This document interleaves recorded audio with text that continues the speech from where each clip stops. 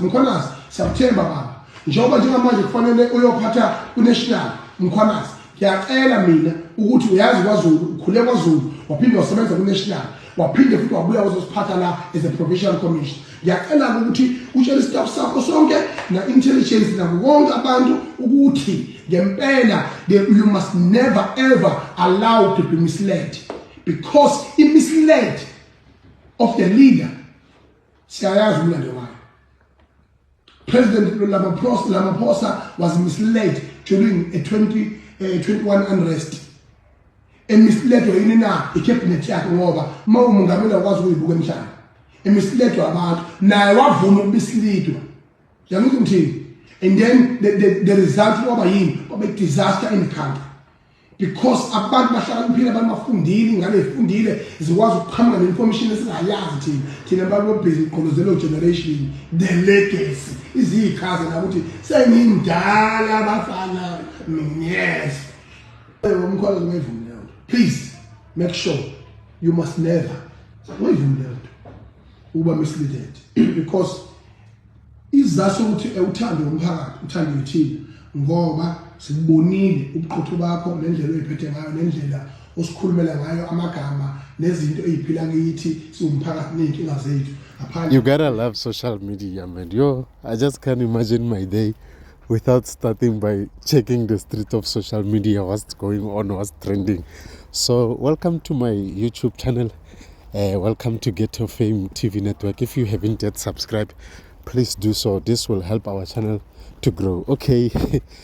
Nani senizwele sekashilo ungiza umchunu ukuthi uNhlanhla Mkhwanazi he mustn't be misled makafika le phambili because of according to yena indlela ekayibona ngayo uNhlanhla Mkhwanazi already sekaya ku national uthi manje ngiyacela mfoka baba ukuthi mawufika lapha ku national uyazi inhlupheko le esibuya kiyo thina siyisizwe samaZulu so siyacela ukuthi mawufika phezulu uzungashintshi uzungakhohle ukuthi uphuma kuphi and then uyasho ukuthi yazi abantwana bamanje bagcolazele amalokhunjana ama-internet so angeke usakwazi ukubarobha kufana nakudala so uyasho ukuthi thina abantu abadala sihlalele generation the legacy nayo iyachaza ithi generation the legacy usho ukuthi sengimdala uthi amakhanda awomile ayikho into ehlanganayo so touching on the base yakanhlanhla Mkhwanazi izinto lezi kazishilo kahle kahle zenze ukuthi like everyone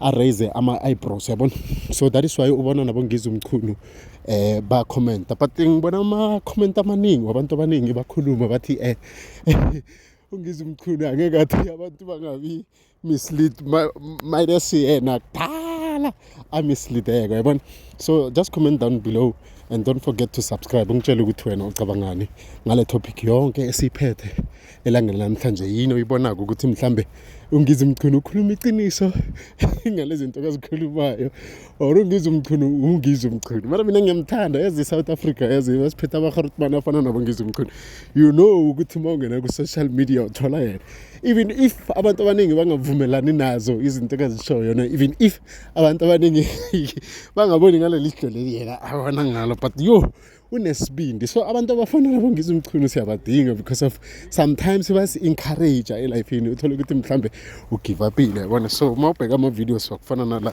and then uba motivated. Thank you for watching this video. Don't forget